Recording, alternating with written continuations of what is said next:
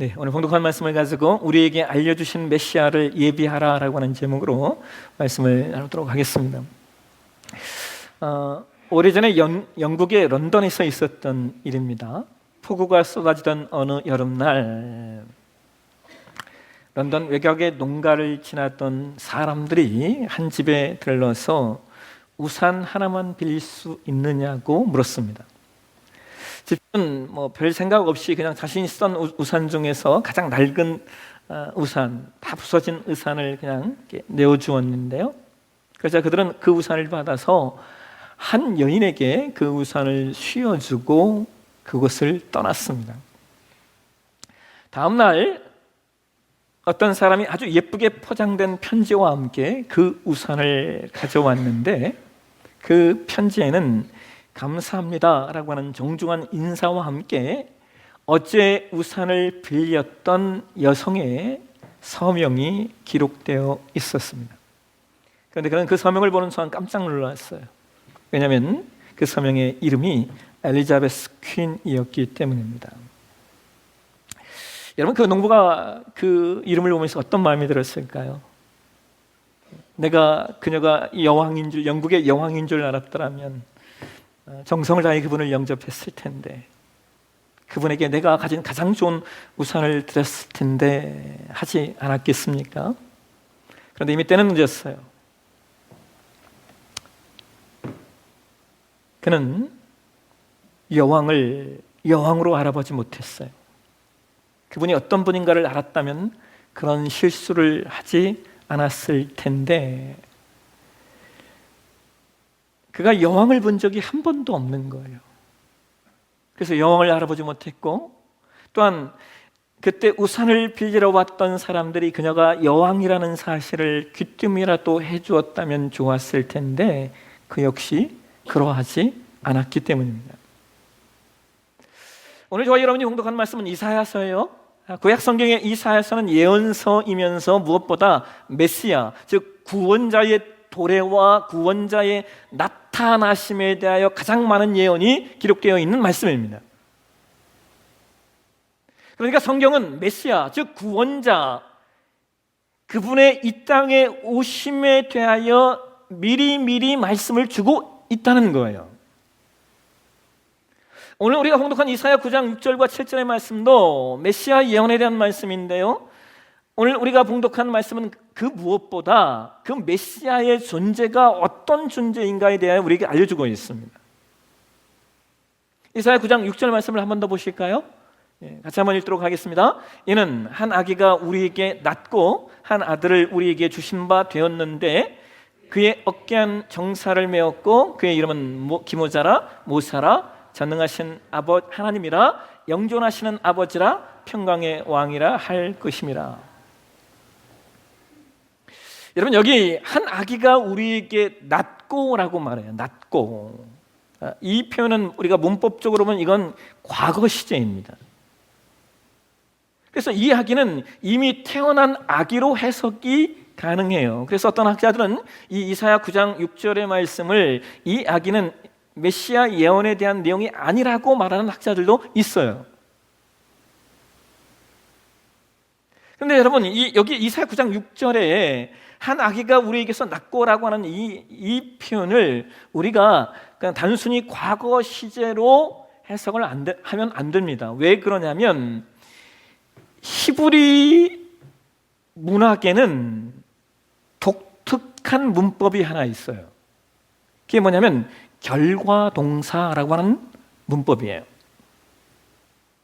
히브리 문학의 결과동사가 뭐냐면요, 이것은 앞으로 일어날 어떤 사건이 반드시 성취되고 반드시 이루어질 것을 확신할 때 그것을 이미 일어난 일인 것처럼 과거 시제로 표현하는 특별한 문학적 형태입니다. 그러니까 히브리인들은 앞으로 일어날 일인데 그것이 반드시 일어날 일인 것은 마치 이 일이 일어난 것처럼 과거 시제를 써서 표현했다는 거죠. 그러니까 지금 이사야 선지자도 앞으로 메시아가 반드시 오시고 또한 그 일이 반드시 이루어질 일이기 때문에 결과 동사를 써서 메시아의 이 땅에 오심에 대하여 예언하고 있는 거예요. 그러면서 그 메시아가 어떤 존재인지에 대해 우리에게 그의 이름을 알려주고 있어요. 뭐라고 말합니까? 그의 이름은 기묘자라, 모사라, 전능하신 하나님이라, 영존하시는 아버지라, 평강의 왕이라. 참 이름도 많죠, 여러분? 뭔 이름이 이렇게 많아요? 그런데 이 표현은 단순한 이름이 아니죠. 그분이 어떤 분이신가, 그분의 존재성을 알려주는 겁니다. 메시아가 어떤 분이신가, 이사야 선지자는 그것을 5가지 내용으로 설명하고 있어요. 첫 번째로 기묘자라는 거예요. 기묘자. 참 번역이 기묘합니다. 근데 이 단어를 영어 성경에 여러분이 킹 제임스 버전에 보게 되어지면요, 뭐라고 번역을 했냐면 원더풀이라고 번역을 했어요. 원더풀. 그러니까 이 아기의 이름은 놀랍다. 여러분, 아기의 이름이 왜 원더풀 하냐면 이사야 선지자가 이사야 7장 14절로 그 메시아의 탄생 예언을 이렇게 하고 있기 때문에 그래요. 같이 보실까요? 보라, 처녀가 잉태하여 아들을 낳을 것이요 그 이름을 임마누엘이라 하리라. 이사야 선지자는 메시아가 어떻게 오시는가, 어떻게 온대요? 처녀가 잉태하여 아들을 낳는다는 거예요. 아니 여러분, 세상 천지에 처녀가 잉태하여 아들을 어떻게 낳겠습니까? 여기서 말하는 이 처녀의 개념은 동정을 의미하거든요. 인류의 역사 가운데 남녀의 육체적 관계 없이 육체를 가지고 태어난 사람은 없어요. 그런데 그것 없이 탄생하기 때문에 이사야 선지자는 그 메시아의 탄생을 원더풀하다, 기묘하다라고 말하는 거예요. 근데 여러분, 성경에 그런 기묘한 일이 일어난 적이 있다라고 우리 가운데 알려주고 있죠.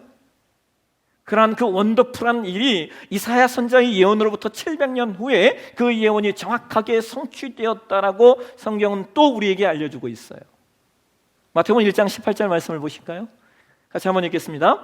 예수 그리스도의 나심은 이러하니라. 그 모친 마리아가 요셉과 정혼하고 동거하기 전에 성령으로 잉태된 것이 나타났더니. 그러니까 여러분, 지금 이사야 선지자가 말하는 기묘자이신 메시아는 누구를 가리키고 있는 거예요? 예수 그리스도를 지칭하고 있는 겁니다. 두 번째로 이사야 선지자는 메시아의 존재성을 모사라고 표현해요. 모사. 여러분, 우리 한국 사람들은 별로 모사란 말을 별로 안 좋아하잖아요. 왜냐하면 이렇게 뒤에 이렇게 숨어서 뭔가를 꾸미는 것처럼 느껴지기 때문이죠. 그런데 여기서 말하는 모사란 이 단어는요, 영어 성경은 카운슬러라고 번역을 해요. 그러니까 상담가라고 하는 거예요. 그런데 이 단어가요, 이 모사란 단어가 단순히 상담가가 아니에요. 왜냐하면 이 단어에는요, 지혜의 신이라고 하는 의미가 담겨져 있기 때문입니다. 그러니까 그 메시아는 사람들과 비교할 수 없는 지혜를 가지고 가신 분이고, 어떤 철학이나 역사나 과학이나 어떤 종교적 지혜를 뛰어넘는 그런 지혜를 가진 분이 메시아라는 거예요.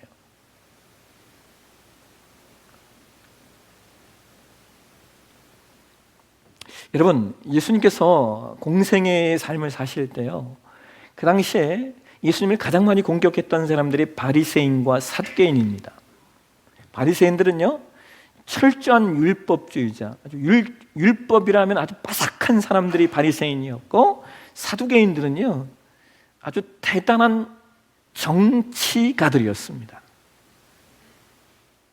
그래서 로마가 시대를 지배할 때 유대가 나중에 물론 로마에게 망하긴 하지만 그 살아남을 수 있었던 이유 가운데 하나가요, 이 사두개인들의 정치력 때문이었습니다. 그런데 그러한 율법의 최고의 학자들인 바리새인들과 정치의 최고의 능력자인 사두개인에게 예수님이 공격을 받는데요, 여러분, 이들이 얼마나 정말 세상 말로 말하면 지혜로운 거고, 얼마나 참 이 탁월한지요. 예수님을 올무에 빠지도록 정말 빼도 박도 아무것도 하지 못하는 올무에 빠지도록 했던 적이 한두 번이 아니에요. 그 중에 하나 여러분 기억나세요? 그들이 가늠한 여인을 예수님께 끌고 왔습니다. 이 여인을 어떻게 할 거냐는 거예요. 예수님이 그 여인을 용서해줘라 그러면 예수님이 뭘 어기는 거예요? 율법을 어기는 것이고, 돌로 쳐라 그러면 뭐가 되는 거예요? 예수님은 그동안 예수님이 그렇게 강조했던 사랑이 사라지기 때문에 이 시험은 정말 뭘 선택하든 외통수였습니다. 근데 예수님이 한마디로 끝내시잖아요. 기억나세요? 너희 중에 죄 없는 자가 먼저 돌로 치라. 아주 심플해요.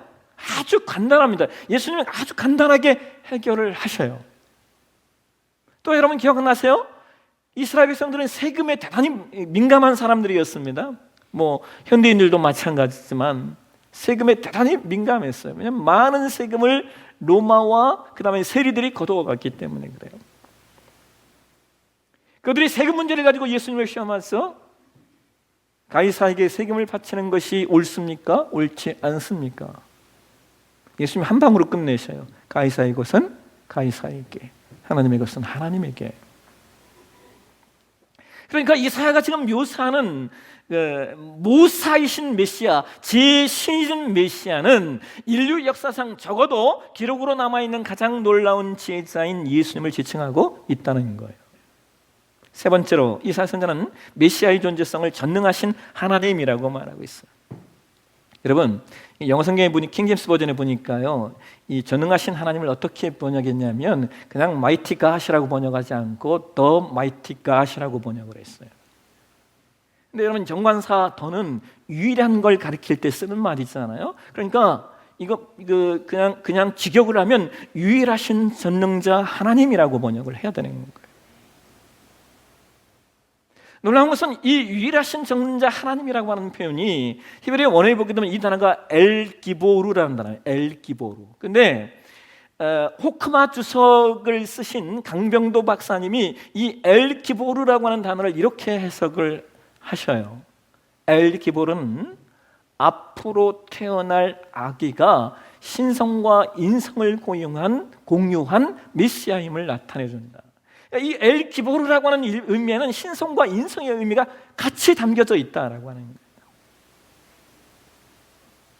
여러분, 세상 그 어떤 신도요, 어떤 종교에도 신이면 신이지 인간이면 인간이지 신이시면서 인간이다 이게 없습니다.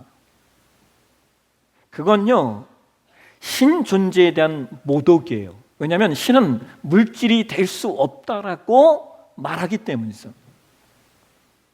초대교회 때 영지주의자들만 해도요, 그들은 이런 얘기를 했습니다. 영은 거룩한 것이고 육은 더러운 것이다. 신이 육체를 갖는다?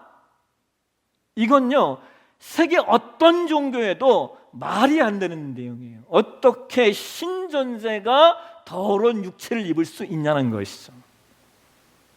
그런데 기독교에는 영이 육이 되는 역사가 있어요. 왜 그렇습니까?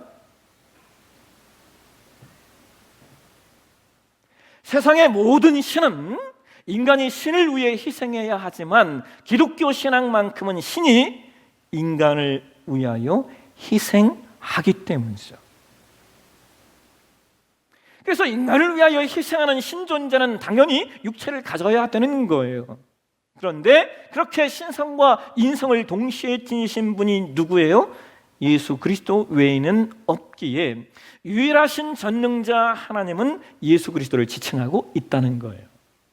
네 번째, 이사야 선지자는 메시아의 존재성을 영존하시는 아버지라고 표현하고 있어요. 여러분, 세상에 그 어떤 종교도요, 신존재에 대해서 아버지라고 말하는 종교는 없습니다. 찾아보십시오. 세상에 수많은 종교와 수많은 신이라고 하는 존재들이 있다라고 얘기하는데 그 어떤 종교에도 신존재에 대해서 아버지라고 말하는 종교와 신앙이 없다니까요. 아주 놀라운 독특성이에요.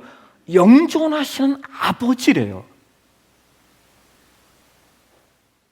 여러분, 저는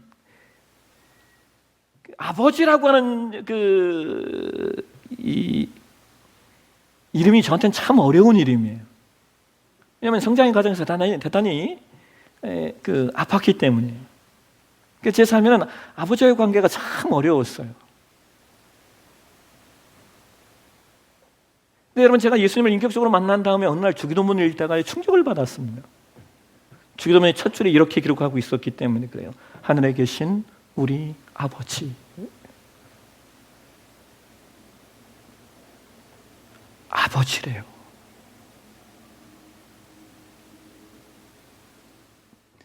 나를 육신으로 낳아준 아버지도 나를 책임지지 않는데, 나를 육신으로 낳아준 아버지도 나를 위하여 희생하지 않는데, 그 아버지는 나를 위하여 자기 몸을 버리시는 아버지인 거예요. 여기 영존하시는 아버지는 예수 그리스도를 지칭하고 있는 겁니다. 마지막 다섯 번째로 이사야 선지자는 메시아의 존재성을 평강의 왕이라고 말하고 있어요. 여러분, 누가복음 2장 14절에 보면요, 예수님께서 탄생하신 그날 밤에 하늘에 있는 천사들이 노래하며 이렇게 외쳐요. 한번 보실까요? 같이 읽겠습니다. 지극히 높은 곳에서는 하나님께 영광이요, 땅에서는 하나님이 기뻐하신 사람들 중에 평화로다 하니라. 지난 금요일 저녁에 제가 설교를 하면서 화해의 아이라고 하는 제목의 책에 대해서 좀 말씀을 드렸어요.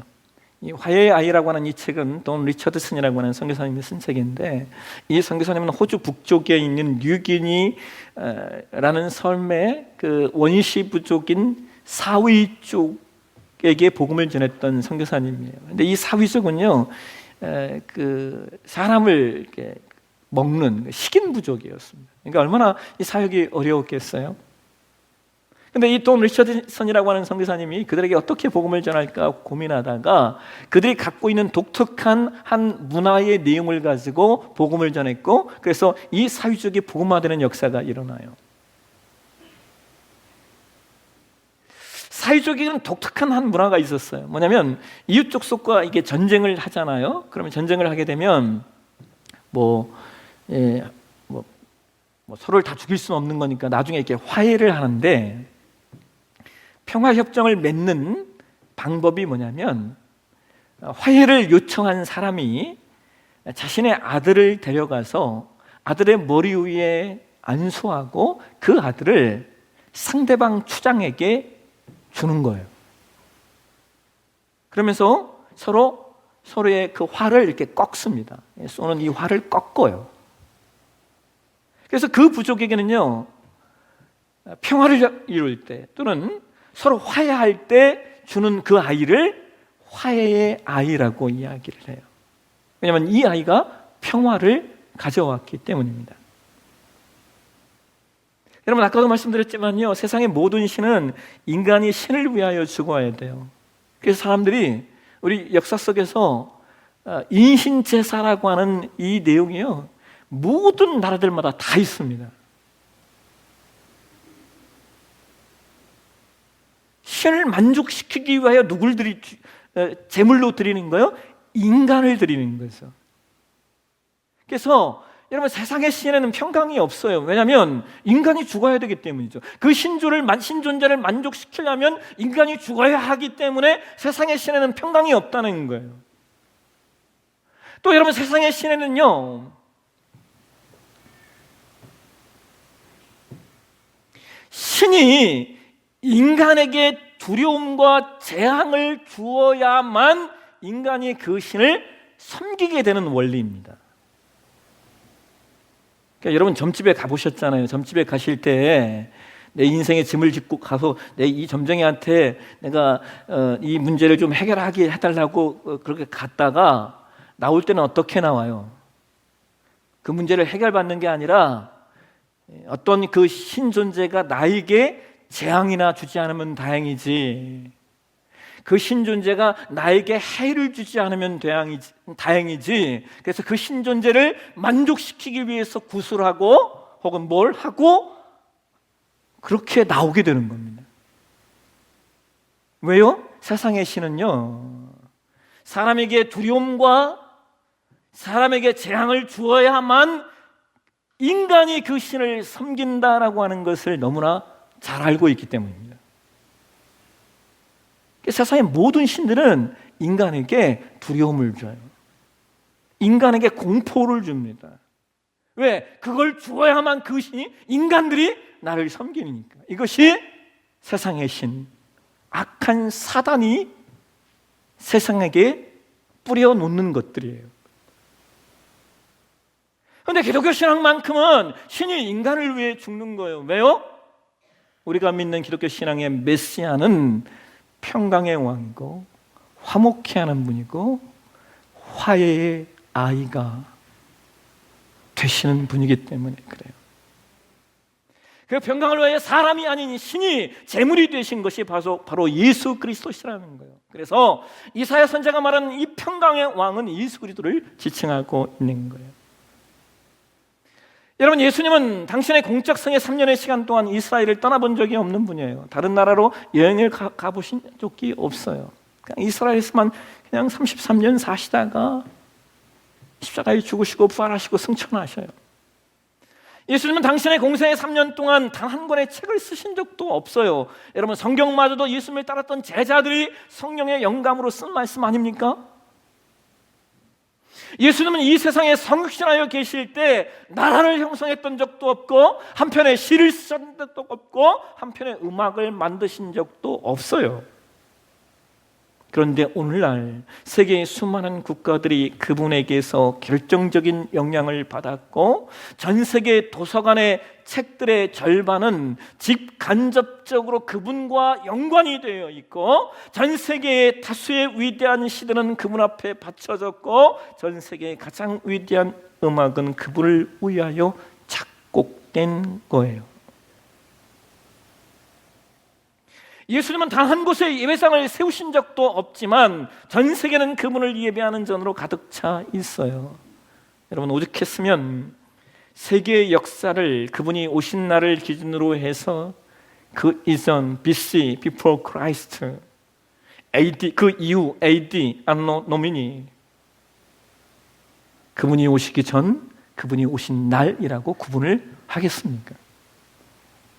여러분, 우리나라에도요, 불기라는 게 있고요, 또 우리나라는 단기라는 것도 있어요. 근데 이런 것들이 우리나라만 있냐? 세계 나라에 다 있습니다. 자기들이 믿고 추종하는 그 신에 대하여 역사가 만들어졌다라고 해서 그 신의 이름으로 역을 다 갖고 있다는 거예요. 불기력, 단군력, 또 다른 나라들마다 다 가지고 있어요. 근데 여러분, 희한하지 않으세요? 세상에 그렇게 자기들이 믿는 신의 이름으로 역사와 시간들이 정해져 있는데, 그러나 그럼에도 불구하고 오늘날 세계의 모든 사람들은 자연스럽게 BC와 AD를 역사의 구분점으로 다 받아들이고 있다는 거예요. 자연스럽게. 이것이 가능한 이유는 그분이 메시아이기 때문에 그런 거예요. 이사야 선지자의 모든 그 메시아 예언이 그분을 가리키고 있고, 그리고 우리는 그것을 지금 성취된 것으로 보는 겁니다. 여러분, 오늘 설교의 서론에 말씀드렸던 것처럼 영국 런던의 한 농부가 자신에게 우산을 빌려달라고 했던 여인이 엘리자베스 여왕이었던 사실을 몰랐던 것은 그 누구도 그녀가 여왕이라는 사실을 알려주지 않았기 때문에 그래요. 그런데 여러분, 참 감사한 게 뭔지 아세요? 성경은 우리에게 명확하게 알려주고 있어요. 이사야 선지자의 메시아 예언이 누구를 가리키고 있는지, 그리고 진정한 메시아가 누구인지, 그리고 우리는 그 메시아의 이 땅에 오심을 알고 있고, 그 메시아의 이 땅에 오심을 함께 기뻐하고 있는 거예요. 여러분, 12월 달은 그저 즐겁게 놀고 그저 즐겁기 위한 시간이 아니에요. 우리에게서 이 12월이라고 하는 이 절기는 우리에게 알려주신 메시아가 어떻게 그 예언들이 성취되었고, 그리고 메시아가 이 땅에 오셔서 어떤 일을 행하셨는지 그것들을 하나하나 헤아려 보며 그것 앞에 감사하고 더 나아가 그분의 다시 오심을 준비하는 시간이 되셔야 됩니다. 우리에게 알려준 그 메시아를 진정으로 예비하는 그런 12월 한 달의 여정이 저와 여러분의 여정이 되시길 주의 이름으로 축원합니다. 기도하겠습니다. 하나님, 오늘도 우리가 주의 말씀을 상고합니다.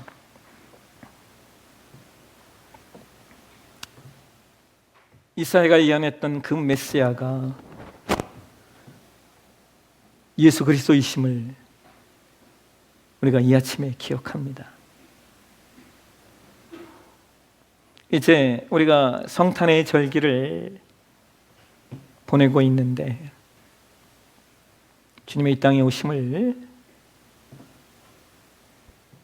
마음을 다하여 감사하고 마음을 다하여 기뻐하는 이 시간들 되게 도와주시고, 더 나아가 예수님이 2000년 전에 오셨던 것처럼 약속하신 대로 다시 오신다 말씀하였사온즉 그 예수님의 다시 오심을 예비하는 우리 되게 도와주옵소서. 걸어가신 예수님의 이름으로 기도하옵나이다. 아멘.